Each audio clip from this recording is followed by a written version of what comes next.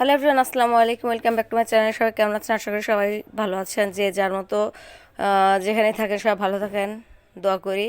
তো আজকে আমি রেসিপি যেটা করেছি সেটা হচ্ছে ভুনা খিচুড়ি। ও মাংস দিয়ে ভুনা খিচুড়ি খাবো, সেই জন্য ভুনা খিচুড়িটা করে ফেললাম। সাথে সেই রেসিপিটা আপনাদের সঙ্গেও শেয়ার করলাম। যেহেতু বাসায় খাবো, সব কিছু শেয়ার করাটা আসলে আমার দর্শকের সঙ্গে উচিত, মানে সব গাইজদের সঙ্গে এটা শেয়ার করাটা উচিত। শুধু আমি ভালো ভালো খাওয়া যখন খাবো তখনই যে শেয়ার করতে হবে তা না। আমি যখন যেটা রান্না করব সেটা আপনাদের সঙ্গে এখন থেকে ভাবছি শেয়ার করব। শেয়ার করে আপনাদের সঙ্গে সব কিছু আমি সুন্দর মতো শেয়ার করে খাওয়া দাওয়া করব। আর আমার ইয়াতে আইডি, যদি আমার ইউটিউব চ্যানেলের রান্নাগুলো আপনাদের ভালো লেগে থাকে অবশ্যই আমাকে সাপোর্ট করবেন। অবশ্যই আপনাদের সাপোর্টটা আমার মেন প্রয়োজন। আমার যত কষ্ট হোক, যত কিছুই হোক, কিন্তু আপনাদের সাপোর্টটা যখন আমি পাবো না, তখন আমার এক্সপেন্সটা আর বেশি বেড়ে যাবে। আমি ভালো ভালো জিনিস তৈরি করে দিতে পারবো। তো চলুন আমার রান্নাঘরে কীভাবে রান্না করেছি দেখিয়ে দিচ্ছি। তো খিচুড়ি রান্না করার জন্য, ভুনা খিচুড়ি রান্নার জন্য মূল প্রণালীতে চলে আসলাম। আমি আগেই ধুয়ে রেখেছিলাম চালটা। এখানে কিন্তু আপনারা এই যে দেখতে পাচ্ছেন মুগের ডাউল আর মুসুরির ডাউল, আর আমাদের যে ভাতের চাউলটা সেটা আমি নিয়েছি।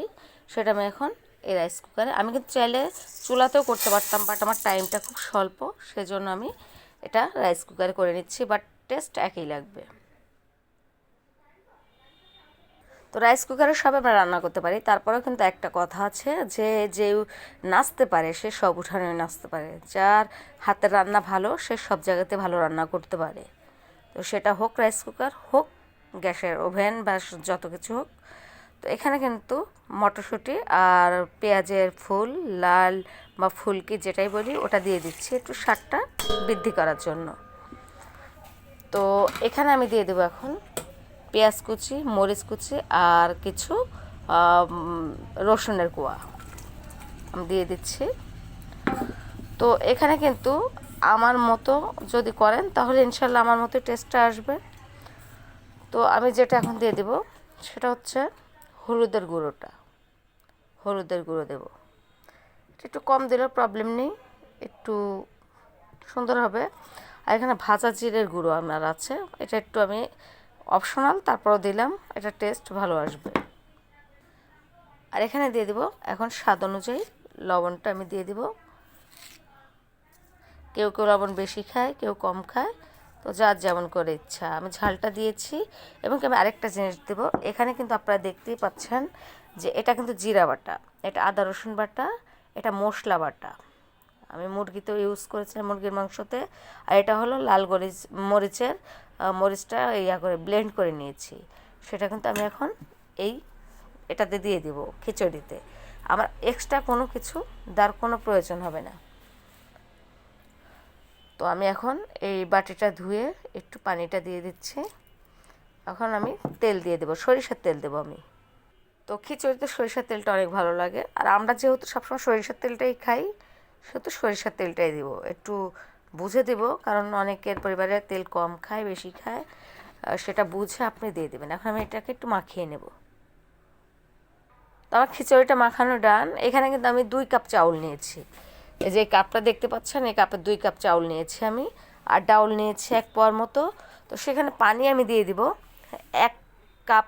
চাউলে কিন্তু 2 কাপ পানি দেয়, তাহলে আমার 2 কাপ চাউলে 4 কাপ পানি দিতে হবে। কিন্তু আমি আরও অল্প 1 পোয়া পানি বাড়িয়ে দিয়েছি, কারণ এখানে ডাউল আছে, সেজন্য। পানিটা দিয়ে দিলাম। আমি চাইলে কিন্তু ভেজে ভেজে ভুনা করেও দিতে পারতাম, কিন্তু আমি সেটা দিইনি, আমি এভাবে করে নিয়েছি যেন সব কিছু সুন্দর মতো হয়ে যায়। তোমার হাতটা একটু ধুয়ে নিলাম। এখন আমি রাইস কুকারে এটাকে চড়িয়ে দেব। তো দেখুন আমি রাইস কুকারে চড়িয়ে দিয়েছি, সুইচটা অন করে দিয়েছি। এখানে 15 থেকে 20 মিনিট আমার টাইম লাগবে, হয়ে যাবে। তারপর আমি লুকটা আপনাদেরকে দেখিয়ে দিচ্ছি কেমন হয়েছে। যেহেতু মাংসের সঙ্গে এটা করব, আজকে যে মাংস রান্না হয়েছে এটা রেসিপি আপনারা পেয়ে যাবেন।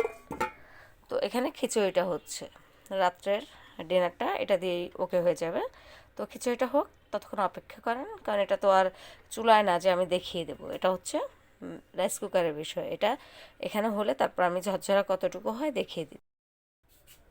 তো ফাইনালি আমার খিচুড়িটা ডান। দেখুন আমি এখন কিন্তু খিচুড়িটা নেড়ে দিইনি, একদম সুন্দর মতো হয়ে গেছে, একদম ঝরঝরা। দেখুন একটুকু কোনো কিছু হয়নি। আমার খিচুড়ি লবণ টবণ সব কিছুই পারফেক্ট আছে।